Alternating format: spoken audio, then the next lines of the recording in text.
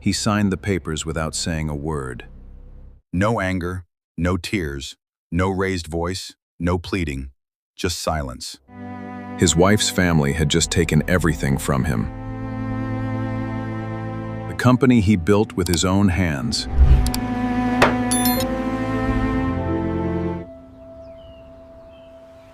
The house where his daughter took her first steps. Even the college fund he built for 14 years. They thought he'd fight, scream, beg. Instead, he stood up. You'll regret this, because he remembered everything. His name was Daniel Whitfield, 46 years old, a structural engineer from Columbus, Ohio. The kind of man you'd never notice in a crowd.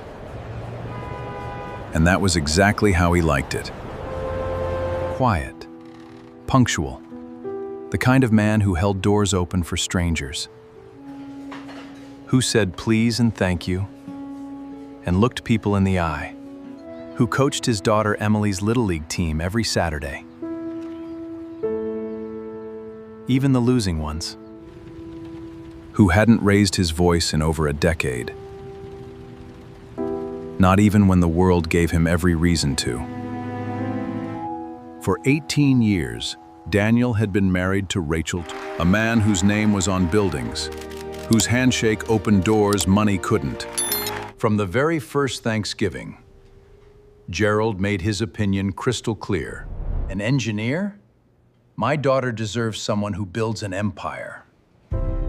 Daniel simply smiled, took a bite of turkey, and quietly said, "Pass the gravy, please, Gerald." He never argued, he never needed to. Because while Gerald was building strip malls, Daniel was building something quieter, something stronger. Whitfield Structural Consulting started in a spare bedroom with a second-hand laptop and a folding card table, inspecting bridges, high-rises, stadiums, the kind of invisible work that keeps 10,000 people alive every single day, without a single one of them ever knowing his name. But 3 years ago, the ground shifted. A corrupt former client sued Daniel's firm over a disputed inspection report. A frivolous case. Everyone knew it, but legal fees don't care about truth. They care about hours. And Daniel was bleeding cash. That's when Gerald appeared at his office door, unannounced, smiling, extending a hand. "Let me buy 40% of the company, Danny, just to keep it afloat. Family helps family. You don't have to go through this alone." Daniel was exhausted, terrified, watching 18 years of work teeter on the edge of a lawsuit he couldn't afford to fight. And the man offering help was family, was Rachel's father. He didn't read every clause, didn't hire a second attorney to review the language. He trusted his father-in-law the way a son trusts a father. That was his only mistake, his one mistake, and it would cost him everything.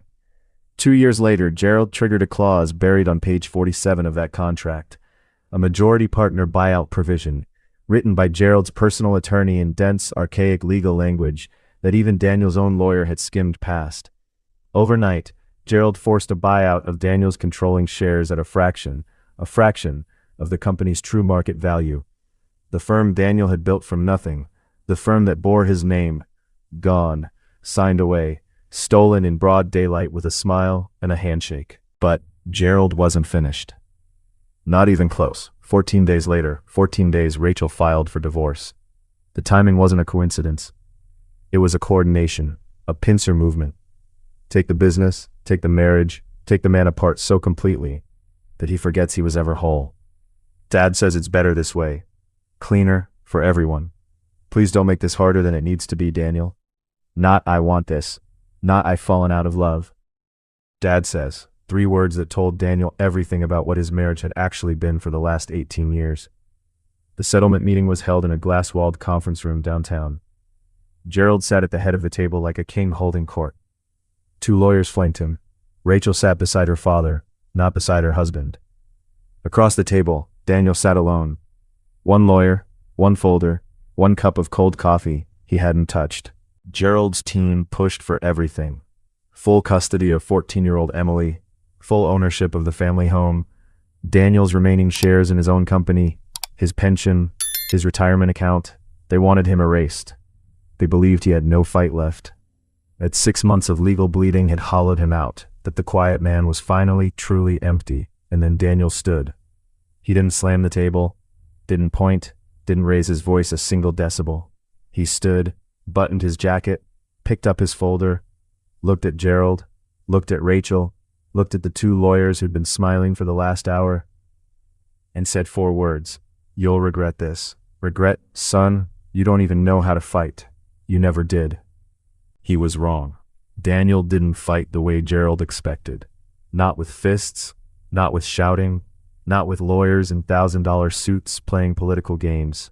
He fought the way an engineer fights, by finding the one hairline fracture in the foundation, and letting gravity do the rest. For 6 months, everyone believed Daniel Whitfield was finished. A broken man, a cautionary tale. He'd rented a small apartment above a hardware store on the east side of Columbus, drove a 10-year-old truck, bought his groceries at the discount store. The kind of quiet, invisible life that makes people look away because it makes them uncomfortable. Gerald told his business partners, "The boy's done," couldn't handle it. Rachel told her friends, "He's coping." None of them visited. None of them called. And that was exactly what Daniel needed. Because while the world saw a defeated man eating canned soup in a 1-bedroom apartment, Daniel was building something. Not a building this time, a case. See, here's what Gerald Turner never understood about his son-in-law. Daniel hadn't just been inspecting bridges and stadiums for 15 years. He'd been inspecting Gerald's buildings too, as a favor, as family, off the books, informally, the way you help out a father-in-law who asks. And in those years, walking through basements, crawling under foundations, reading load-bearing walls like sentences in a book, Daniel had seen things, cut corners, skipped inspections, falsified structural reports on 2 strip malls and a 60-unit apartment complex, buildings full of families, full of college students, full of elderly tenants on fixed incomes, all built faster and cheaper than code allowed, all signed off with forged engineering stamps and backdated permits. At the time, Daniel had stayed quiet. Rachel had asked him to. "Don't embarrass my father, Daniel. Family loyalty, that's what matters." So he'd stayed quiet, but he'd kept records, photos with metadata, time-stamped inspection notes, private files backed up in 4 separate locations, 2 physical, 2 digital, because that's what engineers do. They document. They always document. And he remembered something else. A Thanksgiving dinner, 3 years earlier. Gerald, 3 whiskeys deep, leaning back in his chair, proud, loud, untouchable. "You know how much I save skipping those extra inspections, Danny boy? Buildings don't fall down that easy. Code is just a suggestion for men who don't know what they're doing. I've been doing this 30 years. Nothing's ever happened." Daniel hadn't argued that night either. He'd simply smiled, poured Gerald another glass, and remembered, over those 6 broken months, Daniel quietly, methodically, patiently did 3 things. First, he filed a formal, documented safety complaint with the Ohio State Board of Structural Engineers. Not an accusation, not a rant, a meticulously organized, cross-referenced, 15-year professional record of every inspection he'd ever performed on Turner Development's properties. Dated, photographed, irrefutable.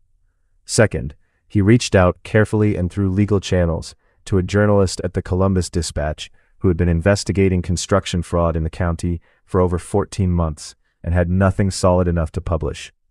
Until a quiet man in a hardware store apartment handed her a USB drive and said, "Take your time, verify everything. I'll wait." Third, and this is where Gerald's empire truly cracked, Daniel hired a forensic accountant, a quiet woman named Sandra Okafor who specialized in corporate contract law. And what she found, buried in the buyout clause on page 47, was that the clause was illegal. It violated Ohio's minority shareholder protection statute. Gerald's own lawyer, overconfident, underprepared, greedy, had used a boilerplate template that hadn't been updated in 9 years, a template that a state appellate court had already struck down as unenforceable in an unrelated ruling 18 months before Daniel ever signed. Gerald hadn't stolen Daniel's company legally.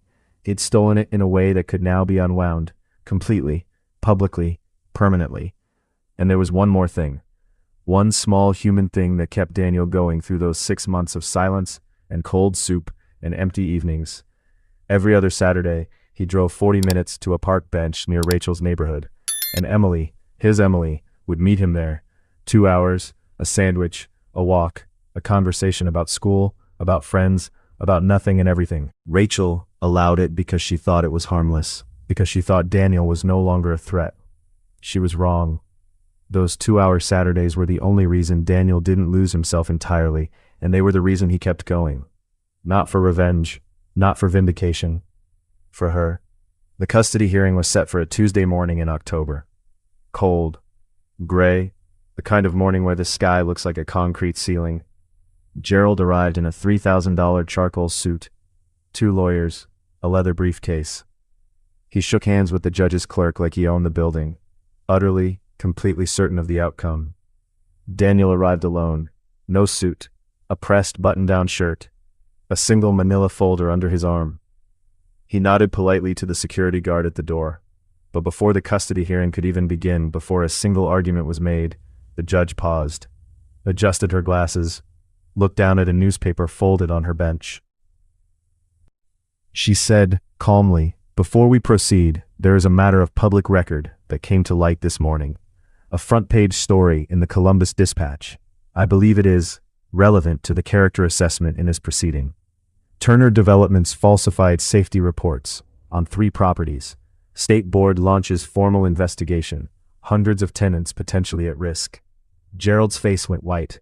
Not pale, white, the color of a man watching his reflection disappear. The article named all 3 buildings, cited inspection records by date, location, and engineer ID. Quoted anonymously, a licensed structural engineer with 15 years of direct, documented knowledge of the falsified reports. Within the hour, Gerald's phone hadn't stopped ringing. Tenants, reporters, his own business partners, calling not to defend him, but to distance themselves, to say loudly and publicly, "We had no idea. We are shocked.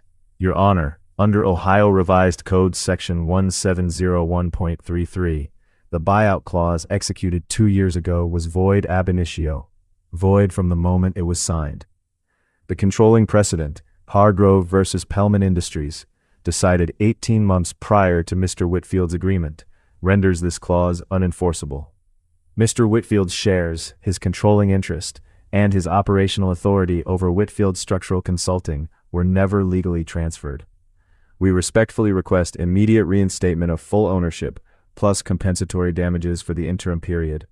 Gerald's lawyer opened his mouth, closed it, looked at his client, looked back at the judge. There was nothing to say, because there was nothing to say. The law was the law. It didn't care about Gerald's money. It didn't care about his suits, or his handshakes, or his 30 years of cutting corners. The law simply was, and it said Daniel had been right all along. Rachel sat frozen beside her father, watching, not crying, not speaking, just watching the empire she'd been raised inside, the empire she'd been taught was untouchable, crumble in real time. Not from rage, not from vengeance, not from any of the loud, ugly things she'd been taught to expect from a man who'd been wronged. From the truth, simply, quietly, unavoidably. The truth, arriving on schedule, like a train that was never actually late. The custody case never even needed to be argued. Not really. Faced with a father who had spent 15 years quietly, meticulously doing everything right, documenting, protecting, showing up every Saturday on a park bench, and a grandfather now under criminal investigation for endangering the very families who trusted him with their homes. The judge's decision took less than 4 minutes. Full custody. Emily would live with her father. Gerald Turner was indicted 8 months later. 14 counts of fraud, 6 counts of criminal code violation, endangerment, forgery. He made bail, but the man who walked out of that courthouse wasn't the man who'd walked in. Something behind his eyes had gone out, like a light in a building where the power's been cut. Turner Developments folded within a year. The properties were seized, inspected, condemned, or cleared. Gerald's name, the name he'd put on every building like a signature, like a legacy, became a cautionary phrase in county planning meetings. Rachel, stripped of the lifestyle her father's money had built around her like a gilded cage, eventually reached out to Daniel. Not for reconciliation, not for forgiveness. Out of necessity. She needed help understanding a lease, a tax form, the ordinary, unglamorous machinery of a life without a safety net. Daniel helped her. Every time. Without commentary. Without an "I told you so." Without a single reference to the glass-walled conference room or the 4 words he'd spoken there. He was, after all, still the most decent person either of them had ever known. And decency for Daniel wasn't transactional. It wasn't a weapon. It was just who he was. When Emily, now 15, taller than him, sharp-eyed and steady in a way that reminded him of her mother before the world got its hooks into her, finally asked him one evening over spaghetti how he'd done it. How he'd beaten a man with unlimited money and unlimited lawyers and unlimited cruelty. Daniel set down his fork, looked at his daughter, smiled the way he always smiled, small, warm, unhurried, and gave her the same 4 words he'd once given her grandfather. "I told them they'd regret it." Emily laughed. And then she cried. And then she reached across the table and held his hand for a long, long time. He didn't win by shouting. He didn't win by matching Gerald's cruelty with his own. He didn't win by becoming the man Gerald always said he was too weak to be. He won because he was patient. Because he paid attention. Because for 15 years, while everyone underestimated the quiet man in the room, he was the only one who was actually paying attention to the truth. And the truth, given enough time, always brings the structure down. Some fathers fight with their fists. The most dangerous ones fight with the truth, and they never ever raise their voice. If this story hit you somewhere deep, if you believe the way I do, that quiet strength always outlasts loud cruelty, do me one favor. Hit that subscribe button right now, because every single week on this channel, we bring you real, powerful stories of fathers who were underestimated, discarded, written off, and should never ever have been. Drop a comment below and tell me, what would you have done in Daniel's shoes? Would you have stayed quiet for 6 months? Would you have had that patience? I read every single comment. I mean that. And listen, if you want to see what happened to Gerald after sentencing, and how Rachel, 2 years later, tried to rebuild something with Daniel and Emily, not as a wife, but as a mother finding her way back, that story is coming next week.